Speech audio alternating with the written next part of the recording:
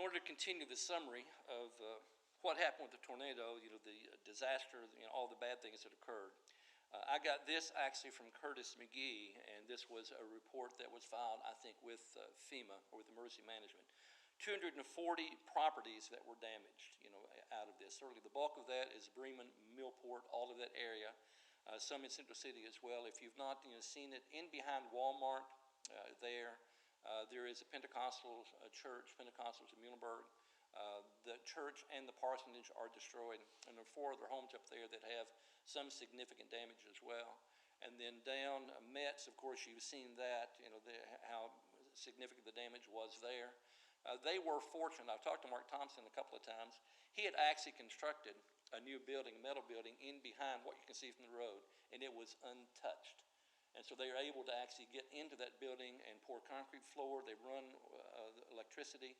He expects to make that, his place of business, and there should be there anytime to start cleaning out all the messes up front with that. So that was damaged. Oak Tree Plaza, had a little damage. We have a adjuster actually coming Monday to look there to see as well. So those 7 properties.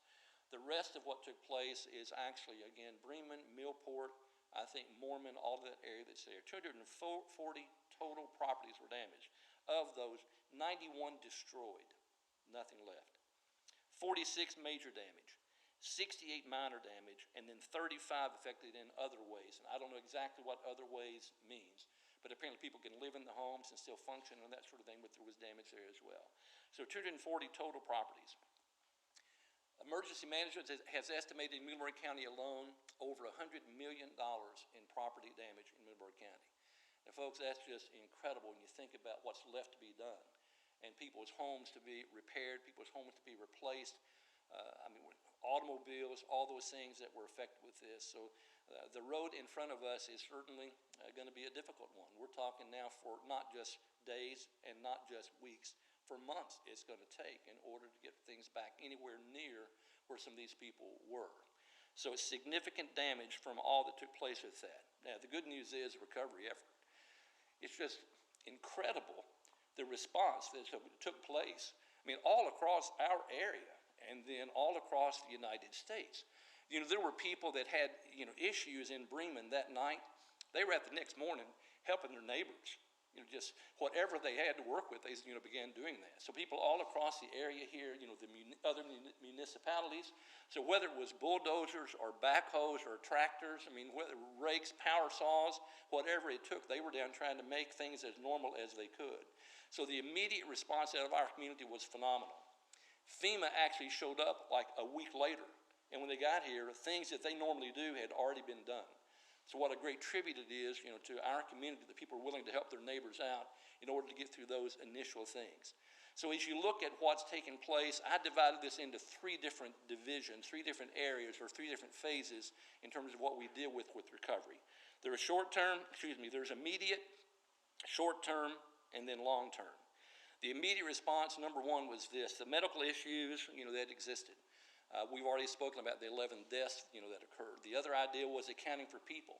Is everyone accounted for? Are we missing folks? Have they disappeared? We don't know where they are, that sort of thing. Within a day, or certainly 2, everyone was accounted for. And other than those 11 deaths, people were actually, they had been housed somewhere. So with family, with friends, with hotels, wherever they could get, they were taken care of there. Word got out at one point that there were 12 deaths instead of 11. What happened with that is one of the people was so buried in the rubble they could not get to that person on the first day. And so the body was actually recovered the second day, which made it look like there were 12, but there were not. There were 11 deaths is what had occurred with that. So the immediate response, dealing with medical issues, accounting for all individuals. The second thing was debris removal and restoration of utilities. And again, people all around the area, the electric companies were out working. Even I even saw Comcast, and those kind of folks out working as well. So they started to put things back to normal quickly. Joe, I'm sure Adams was involved with that as well. Tried to get people back, so that they had electricity, they had gas, they had water, they had those sorts of things, so that if they could be in their home, they could be there as well. In short term, supplies, temporary housing, that sort of thing had to be dealt with. It started pouring in, just the very next day, people from all around the area bringing supplies. We got to the point where there was no place to put them. And so ultimately, Bremen and Central City had to start turning away things that they simply couldn't receive. Water, clothing, personal supplies, those sorts of things, it was overwhelming, the response that was there. People so very well intended. Christmas gifts, we were getting box truck loads of Christmas gifts. We were concerned about the children in our communities being able to have Christmas as well. So those things were stored in any place you could find it. South Middle was housing stuff. Bremen School was housing stuff. Convention Center was housing stuff. The CrossFit Center was housing stuff. Ultimately, the county was able to lease property that's down behind the Walmart at South Carrollton. One of those warehouses for Perry's Premium Lumbers was vacant, and so the county was able to lease that property and start storing things there. So the way things are set up at this point for supplies, there's a distribution center in Bremen at Powers Chapel at their fellowship hall. And then they get their supplies from the warehouses that are in Central City and then also in South Carrollton. So people can go in and simply shop and get things that they need, at least for the immediate supplies that are there. Temporary housing, I understand that for the last I heard, there was one person that was looking for rental property that couldn't find it. The city of Bremen was trying to help out with that. But otherwise, people had found places to stay. And so they're displaced. Certainly, it's not perfect, but at least they're out of the cold and still in the area and that sort of thing. Some folks in Madisonville, some people I think in Owensboro, some people might be in Henderson as well. But that was accounted for. Funerals, that's one thing you don't think about in terms of recovery. We had 11 funerals to take place at that point. And through what the state had done in funeral allowance and plus what was done locally in terms of pledges and what Tucker's Funeral had done, all those things were covered as well. And so these people that were going through these very difficult times, particularly people that lost family members, one thing they didn't have to worry about was the funeral expense. That was covered by people doing out of the kindness of their heart, taking care of those things, taking that off of them, which was very helpful as well. I mentioned FEMA already. FEMA does have an office in Bremen. They're located at the Neos Chapel Church is where FEMA is. And then Red Cross showed up about a week later as well. They've been on site there at the Bremen Community Center helping out also. So that takes care of hopefully short-term needs, things people need right away, and then sets us up for long-term. Long-term is what I really was going to talk about tonight for the most part. That's my connection to this whole thing that's there. It was funny, 2008 is when we had our last tornado, and as it turns out, we had back-to-back-to-back tragedies, disasters, if y'all remember that. We had tornado, ice storm, and a windstorm within a 12-month period. We got the backlash of hurricane, was it Ike or Ivan? Ivan, Hurricane Ivan. That had gone across the Gulf, hit Texas, and came back on us, and we were getting straight-line winds of 100 miles an hour out of that. So we had back-to-back-to-back tragedies. Well, fortunately, when our community went through the tornado, it was recognized that there were going to be people that had unmet needs.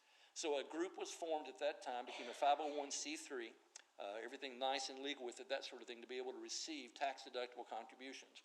And the idea behind this was to take care of things that people couldn't take care of themselves. Once they had met with insurance, that's always primary. You've seen FEMA, that's secondary. You've seen Red Cross, that's tertiary, that sort of thing. Now what's left? Because we all know there are people that are uninsured and people that are underinsured and people that fall between the cracks in these other programs. So it's like, what about them? So this group was formed in 2008. They are only active, this committee is only active when there is a declared state of emergency. So either the president or the governor or the judge exec. And if he declares a state of emergency, in our area, then that committee becomes active. So this committee has been actually dormant from 2009 until this year, meeting once a year to keep all the legal stuff up, but hoping you're never, ever called into action. And then here we go. So the idea for most of us is, for anybody in the country, it's not if, but when you're going to face some sort of a disaster experience there. So we were fortunate in that when this one occurred, that committee was already in place. So the tornado was on Friday. We met for the first time on Sunday in order to start meeting. It's just incredible. Pardon me. How responsive people have been, to helping with long term. So for people that are, just that wanted to help, it's like it was amazing to me when you look around. It did not matter in terms of which political party you were connected to. It didn't matter, which church affiliation you had. It didn't matter whether you were red, yellow, black, white, old, young, male, female. That didn't matter. The idea was people need help. I want to help. What can I do? So we started receiving contributions right away. And these contributions now, again, we can get them every day. And the diversity of the contributions, again, is so encouraging. One of the things that touched me most was I got people to come to the tourism office and dropped off a check. This is a Hindu temple in Newburgh. Brought a check for $8,000. They got out of their group, their church group. We've had instances like in the county, same kind of thing with these people that had no roots in our county, still interested in helping people. That's been so reassuring to see that. So we now have had financial contributions from at least 300 different individuals. Now I say at least 300 because many of the people that send contributions are church groups. So that's not a single person. That's probably tens or 50s or hundreds of people, there that made up those contributions. We've gotten contributions from individuals, from church groups, from corporations, from foundations. We've had contributions from 22 different states in order to send money to our community in order to help these people that are going to need the help. So is there enough money? Don't know. My guess is it won't touch it. If you're talking about having people that lost homes they might have spent $100,000 for to build 10 years ago, it's going to cost $200,000 to put them back, that sort of thing. So the concern is that we're going to have a lot of uninsured and underinsured people, and how are we going to be able to address those needs? So the way this committee is set up is this. We have subcommittees that have caseworkers, we have volunteer coordinators, we have debris removal, we have construction, we have counseling, and I'm leaving out one. There are 6 different groups that are there. So we're going to be looking for volunteers to help fill those different positions, and that announcement will be made soon. It's been a little difficult to be in this position because we know there are needs right now. But that's not what this committee is about. This committee is about those needs that are a month out and 3 months out and 6 months out to take care of those things. So the immediate needs have been met with just individual contributions with gift cards. We've had tens of thousands of dollars of gift cards that have been donated. People simply, giving Visa cards and Walmart cards and Lowe's and Menards and Home Depot, food coupons, restaurants, and all that sort of thing as well. So when people had immediate needs, that's what's been used to make those happen. These supplies that are out there that people can get at no charge, and these gift cards, and then whatever the needs were, if they had utility hookup bills and that sort of thing. So the short-term needs have been met. Long-term needs are in front of us, and we start looking at meeting with people when caseworkers meet individually with families and find out what is your damage, what has been covered, what is left. Then that's where this committee is going to end up trying to fit in, do the best it can to help everybody as much as they can. So there is, again, a lot of work to be done. Certainly this committee solicits your prayers as they are out trying to make these things happen. I will say this. The bulk, obviously, of the damage occurred in Bremen. Nobody knows the Bremen people's needs better than Bremen people do.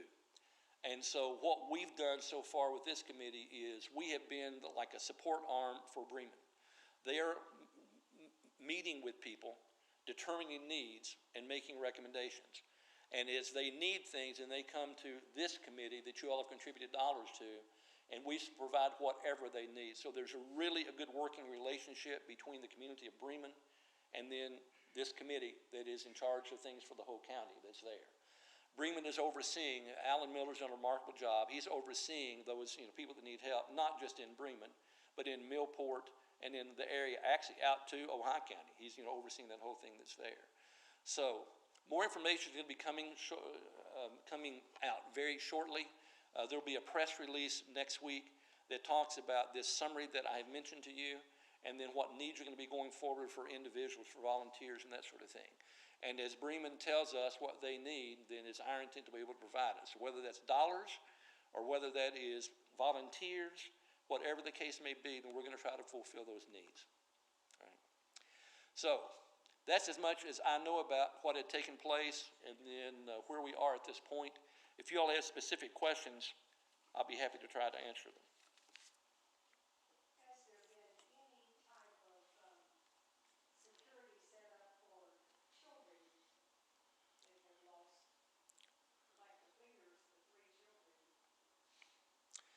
Like, who are they with, you're saying?